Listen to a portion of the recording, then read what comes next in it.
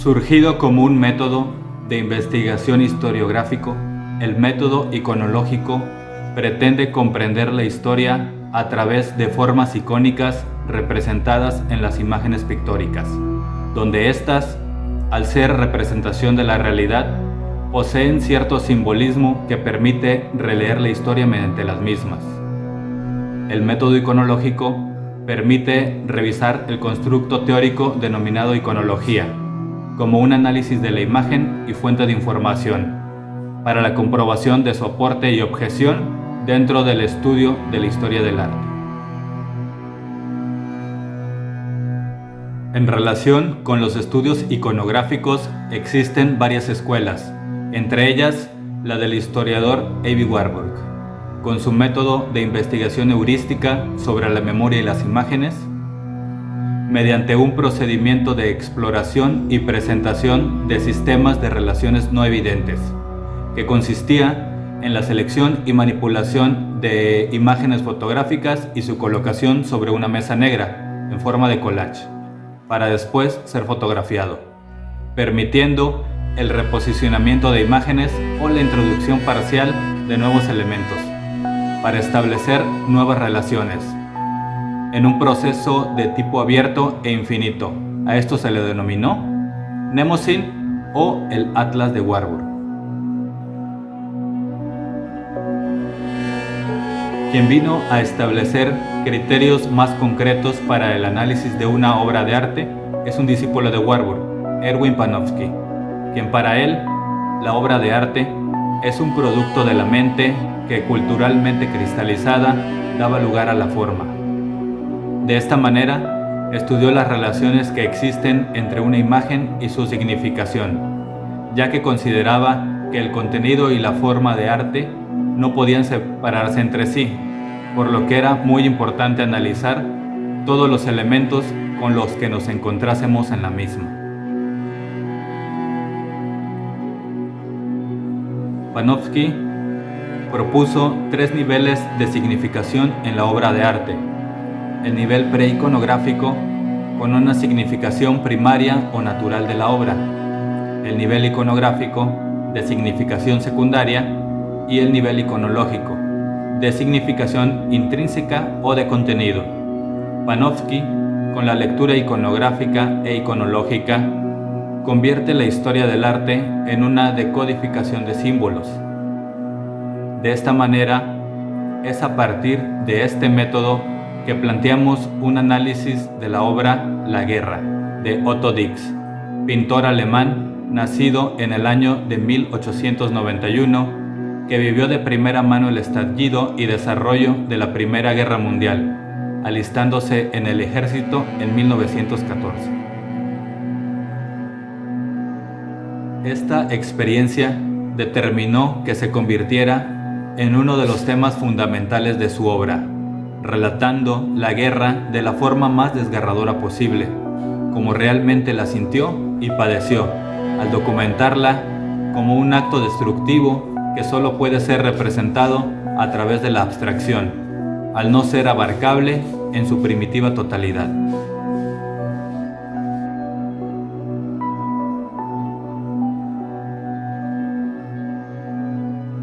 En su obra La Guerra, pieza pintada entre 1929 y 1932, Otto Dix utiliza el tríptico secular como un portador visual en el que une varias escenas. En el panel del costado izquierdo, Dix presenta una tropa militar que carga en las espaldas grandes maletas. Parecen irse acercando a un destino premeditado, como el preámbulo de una batalla. El panel central muestra un paisaje al fondo desolado y lleno de destrucción, un cráter, provocado por el impacto directo de un explosivo y que otrora fuera un refugio. Una pila de cadáveres de civiles y una figura cadavérica ondea por los aires cual bandera, con una tela blanca como en señal de haber alcanzado al fin la paz.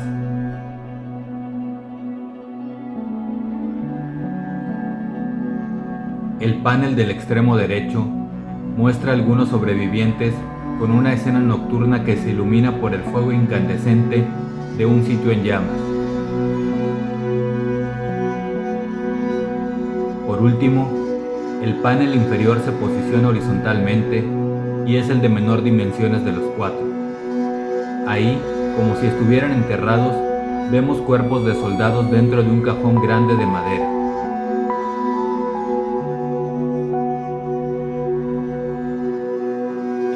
Dix eligió premeditadamente la forma de retablo medieval para construir así una versión actual de los mártires, análoga a las imágenes sacras de la crucifixión. En este, la figura del soldado, presente en todas las secciones del políptico, es bastante peculiar, ya que se generan dos vertientes, de sí mismo o de sus compañeros de batalla, a los cuales despoja de identidad, ya que todos parecen ser el mismo. Solo se puede distinguir vagamente un rostro, pero en diferentes etapas entre la vida y la muerte. La escena del retablo central describe el suplicio, patíbulo y calvario del soldado. Esta escena central de horror revela inexorablemente la naturaleza de una guerra imperialista. De igual modo, presenta una alusión al Hijo de Dios con la figura envuelta en harapos suspendida en una barra. En la escena izquierda, los combatientes se desvanecen en un banco de nubes al fondo del cuadro. Esa neblina blanca puede aludir al gas venenoso utilizado por primera vez en Ypres, Bélgica, en 1915. En el panel derecho, un soldado cuyo rostro luce los rasgos del pintor indica la supervivencia a la muerte que el mismo Dix tuvo al culminar su participación en la guerra. En el panel inferior, se cuestiona el estado inerte de los soldados, si están dormidos o ya perecieron y son cadáveres, pudiéndose relacionar con representaciones del entierro de Cristo situadas también en la predela del cuadro.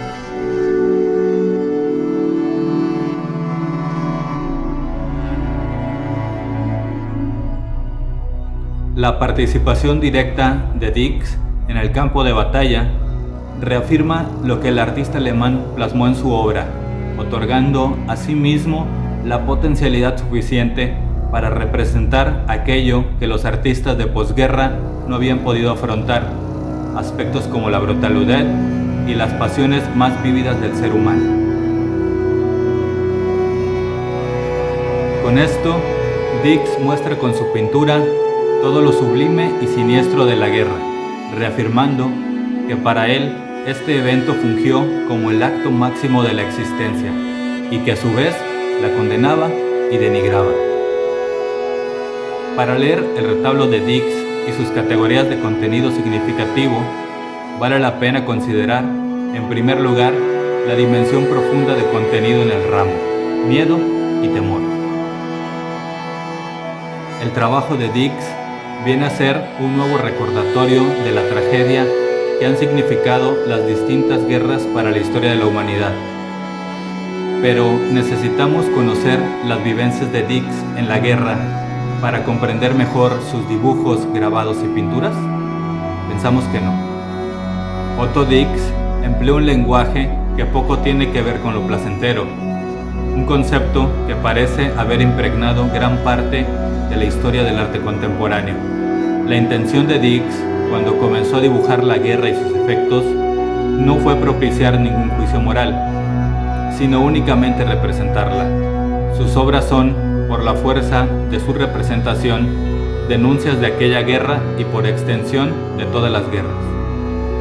Al igual que autores como Jacques Callot, que produjo una serie gráfica de 18 piezas en 1633 bajo el título original de Las grandes miserias de la guerra, y Francisco de Goya, con su conocida serie gráfica de 82 piezas titulada Los desastres de la guerra, realizada entre 1810 y 1815 durante la Guerra de Independencia Española, La representación de la guerra en Dix parte de una serie de grabados que le permite ir desarrollando y estructurando escenas por separado, que le llevó a reunir una serie extensa que comunica el tema. Esta forma de expresión artística que maneja pretende ser tan violenta como las anécdotas que le sirven de base, por lo que tendremos que revisar qué entendemos por experiencia estética en su caso, apoyándonos más en conceptos como disonancia o quiebre que en placer y disfrute. A diferencia de las composiciones bélicas que hasta fines del siglo XVIII habían creado los grandes pintores, las de Dix carecen de cualquier atisbo heroico, épico o patriótico, ni tan siquiera contienen juicio moral alguno. De tal manera que cuando nos hallamos frente a la expresión artística del horror bélico, la estetización, que por supuesto existe, actúa en una dirección totalmente contraria a esta.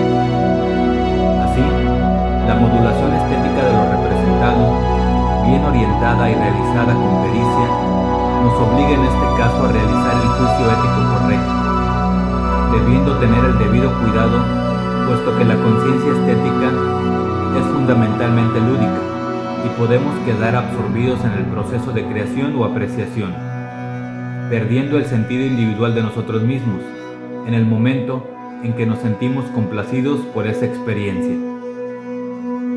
Sin embargo, el análisis y lectura de obras de arte por los espectadores casuales está poco desarrollada y se corre el peligro de que se interprete otra cosa que lo que el artista estaba diciendo. Solo de la manera que supone el contar con las herramientas necesarias para analizar una obra de arte, como una con las características de Otto Dix y su relación estrecha con la guerra, es posible recurrir a la estética para construir un aparato sensibilizador en quien admira una obra de arte, donde pueda involucrar activamente a quien participa de una creación. Para de esta forma, tomar a pinturas, grabados o bocetos como testimonios oculares que proporcionan la posibilidad de reproducir diversos acontecimientos históricos, batallas, asesinatos, coronaciones, tratados de paz, huelgas, ejecuciones, retratos, banquetes, bodas y variados aspectos de la vida humana, y así constituir una forma de testimonio histórico de fácil lectura y comprensión para cualquier persona, como sucede con los textos.